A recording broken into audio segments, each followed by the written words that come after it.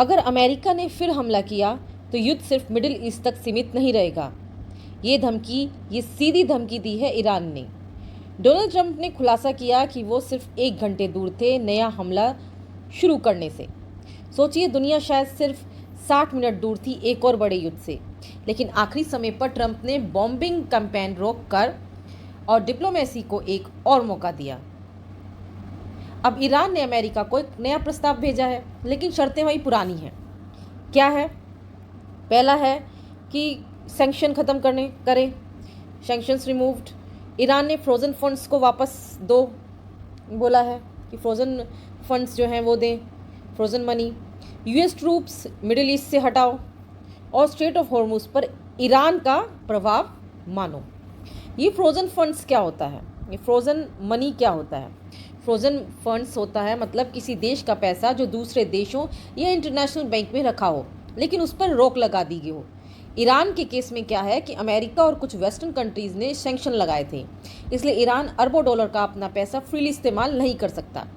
ये पैसा अक्सर फॉरेन बैंक्स में रखा होता है, ऑयल बेचकर कमाया गया होता है, इंटरनेशनल ट्रांजैक्शन में फंसा रहता है।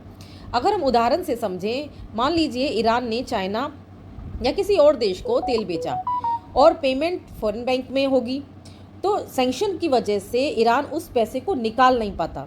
वही फ्रोज़न फंड्स कहलाता है।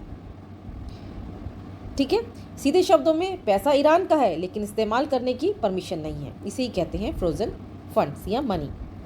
ठीक है, तो ये जो रास्ता है हॉर्मुज़ ऑफ स्ट्रेट, ये जो समुद्री रास्ता है जहाँ से दुनिया का बड़ा हिस्सा तेल गुजरता है, तेल का बड़ा हिस्सा गुजरता है।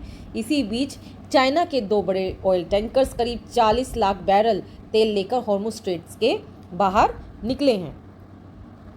इम्पोर्टेंट क्यों है ये? क्योंकि अगर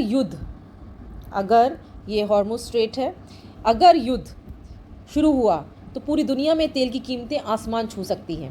पेट्रोल मार्केट्स, इकोनॉमी सब हिल सकता है। US vice president J D. Vance कह रहे हैं कि बातचीत में प्रोग्रेस हो रही है, लेकिन ईरान की नई चेतावनी कुछ और कहानी बताती है। ईरान ने कहा कि अगर अमेरिका ने दोबारा हमला किया तो जवाब मिडिल ईस्ट से बाहर भी जा सकता है। यानी ये सिर्फ रीजनल वार नहीं रहेगा। और यही बात दुनिया को डरा रही है कि क्या ग्लोबल पावर्स इस युद्ध में खिंच जाएंगी? क्या ऑयल सप्लाई रुक सकती है? क्या दुनिया एक नए इंटरनेशनल क्राइसिस की तरफ बढ़ रही है?